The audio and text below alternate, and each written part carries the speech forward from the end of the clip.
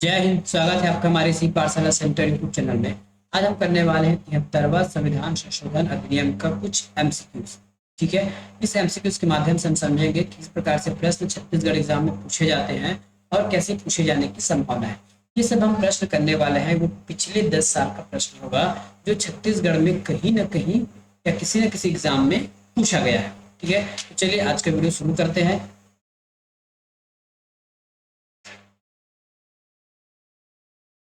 आज का सबसे पहला प्रश्न है कि निम्न में से क्या 73वें संविधान संशोधन द्वारा पंचायती राज को प्रदान नहीं किया गया है। ठीक है, ये आपको बताना है। तो प्रदान नहीं किया गया क्या है? ग्रामीण स्थानीय निकायों में सभी स्तरों पर 30% महिला सीट के लिए आरक्षित। मेरे ख्याल से 30% तो नहीं है, लेकिन ये हमारा 33% होना चाहिए ना। मे भी ऐसा प्रॉब्लम हो गया होगा क्योंकि हमने 1/3 पढ़ा है। ठीक है, तो ये महिला पे आरक्षित होगी। पंचायती राज संस्थाओं को संसाधन हस्तांतरित करने के लिए राज्य द्वारा वित्त आयोग का गठन किया जाएगा। बिल्कुल सही है। यदि पंचायती राज अधिनियम यदि पंचायती राज के निकाय राज्य सरकार द्वारा भंग किए जाते हैं तो 6 महीनों में चुनाव करना होता है। ठीक है, ये भी सही है, 6 महीने में चुनाव करना होता है। पंचायती राज के निर्वाचित जन प्रतिनिधि अयोग्य घोषित हो जाएंगे यदि उनके 2 से अधिक संतान होंगे। तो ये गलत है। यहाँ मैंने इसलिए हो सकता है ये भी हमारा ऑप्शन गलत हो, लेकिन यदि इसको सही करेंगे तो 1/3 या फिर 33% लिखना हो। ठीक है, तो क्योंकि क्वेश्चन में ऑप्शन नंबर डी सही लिया गया है, इसलिए प्रश्न हमारा डी सही होगा, यही हमारा गलत है। ठीक है, किसी के 2 बच्चे से अधिक हो जाएंगे तो वो अयोग्य हो जाएंगे, ऐसा नहीं है। ठीक है, ऐसा अभी फिलहाल नियम नहीं बनाया गया है। 73वां संवैधानिक संशोधन के विषय में आपको कुछ बताना है। पंचायती राज व्यवस्था को संवैधानिक स्वरूप दिया गया 73वें संविधान संशोधन से। बिल्कुल सही है। ठीक है, ये बिल्कुल सही है, बिल्कुल सही है।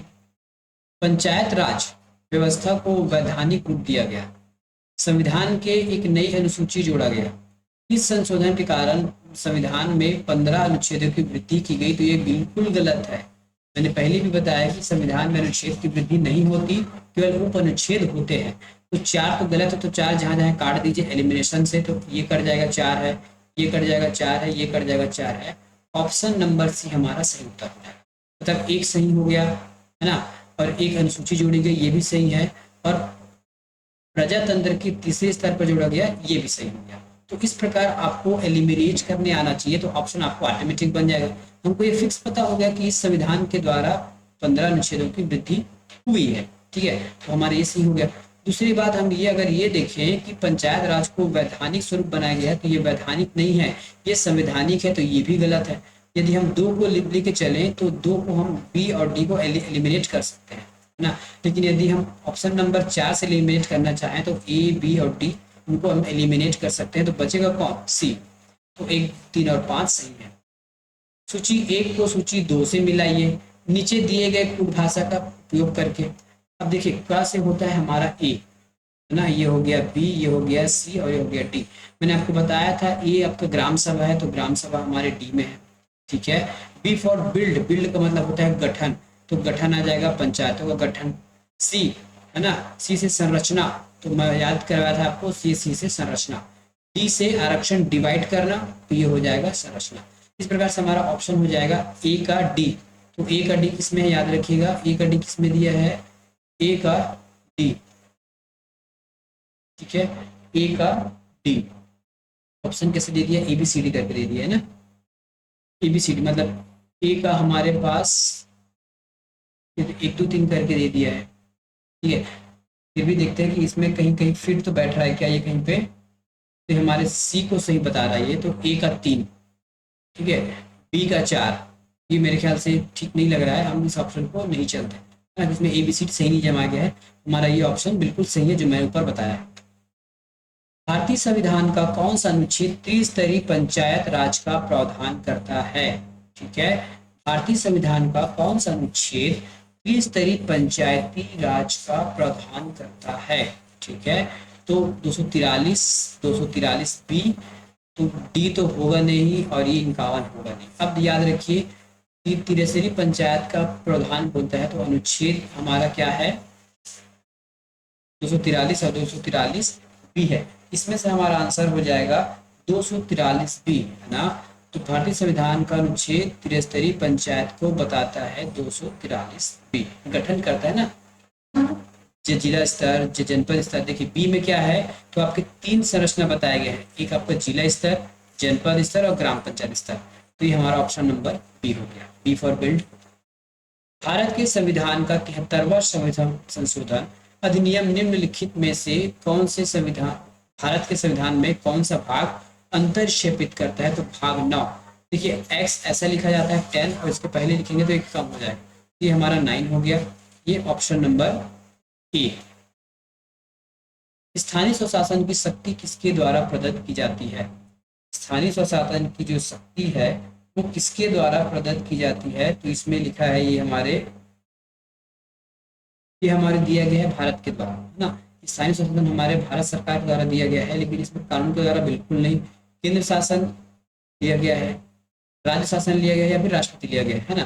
वैसे अगर प्रश्न देखा जाए तो इसमें केंद्र शासन भी नहीं आएगा, क्योंकि ये हमारे संविधान के द्वारा हमको मिला है, ठीक है। तो ऑप्शन नंबर इसमें हो जाएगा, इनमें से कोई नहीं, ऑप्शन उत्तर हो जाएगा संविधान के द्वारा हमको दिया गया है। निम्न में कौन सा निगमित निकाय है जिसको कॉर्पोरेट बॉडी कहते हैं, ठीक है। इसमें से निगमित निकाय कौन सी है, ठीक है, इसमें से निगमित निकाय कौन सी है, तो निम्न में से निगमित निकाय कौन सी है, जिला पंचायत, जनपद पंचायत, ग्राम पंचायत, इसमें से निगमित निकाय बताइए।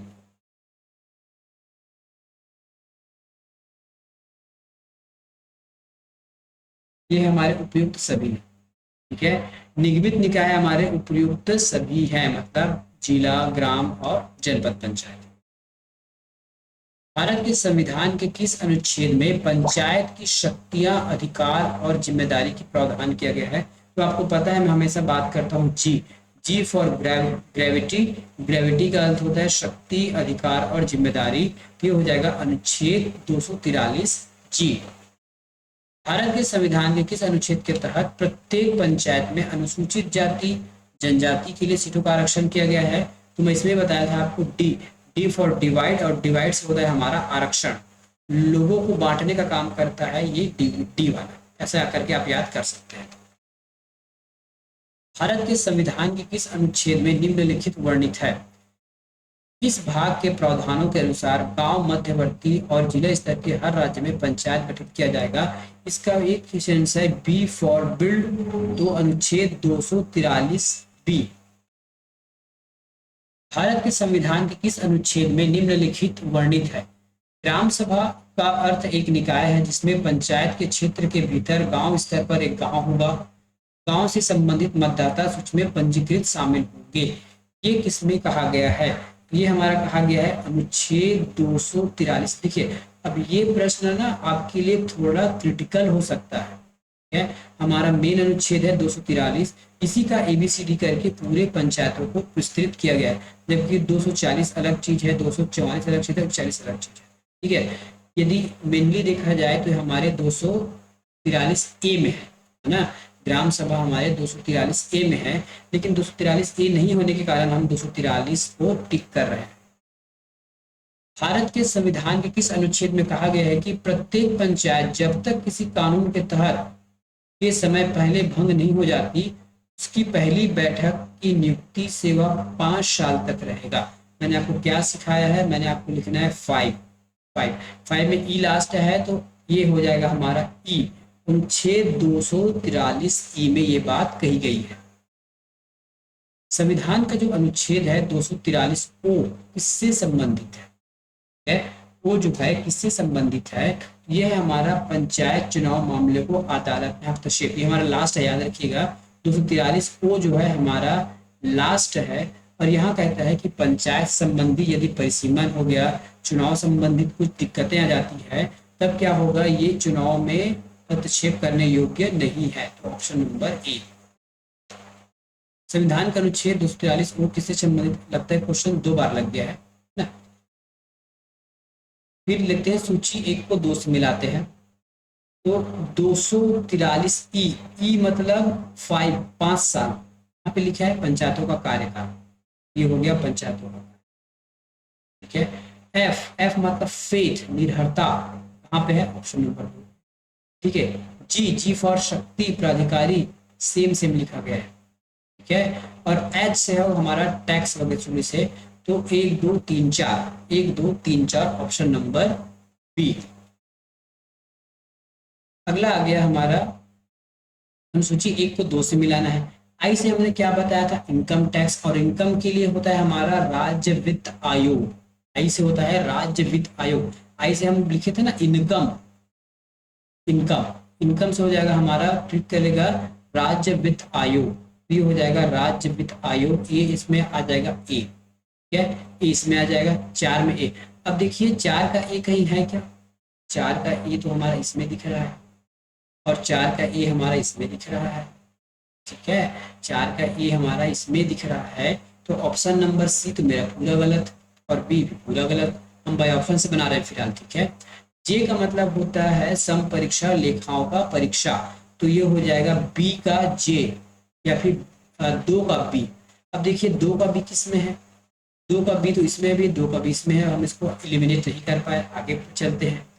के का मतलब होता है हमारा चुनाव, पंचायतों के लिए निर्वाचन, या फिर निर्वाचन आयोग। ठीक है, पंचायतों के लिए निर्वाचन आयोग, तो हो जाएगा 3 का सी। अब 3 का सी किसमें है, तो 3 का सी जो है यहाँ नहीं है। देखिए अब यहाँ 3 सी के लिए 1 रख दिया गया है, तो ये हो गया हमारा बिल्कुल गलत। 3 का सी हो जाएगा, और डी का 1 हो जाएगा। के से, देखिए एल से पंचायत राज का लागू होना। तो इस प्रकार आपको एलिमिनेट करके भी आंसर बना सकते हैं। संविधान की निम्नलिखित अनुसूची में से कौन सी उन विषयों को सूचीबद्ध करती है जिन्हें राज्य कानून द्वारा पंचायतों को हस्तांतरित किया जा सकता है।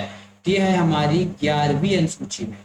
8वीं में तो कुछ और है, 12वीं में तो आपके नगर पालिका संबंधित है, और जो 10वीं है वो दल बदल कानून से संबंधित है। तो इस प्रकार से हमारा आंसर बन गया 11वीं अनुसूची। ठीक है, तो इस प्रकार आज का हमारा ये एमसीक्यू वाला सेशन खत्म होता है। मिलेंगे नेक्स्ट वीडियो में, धन्यवाद।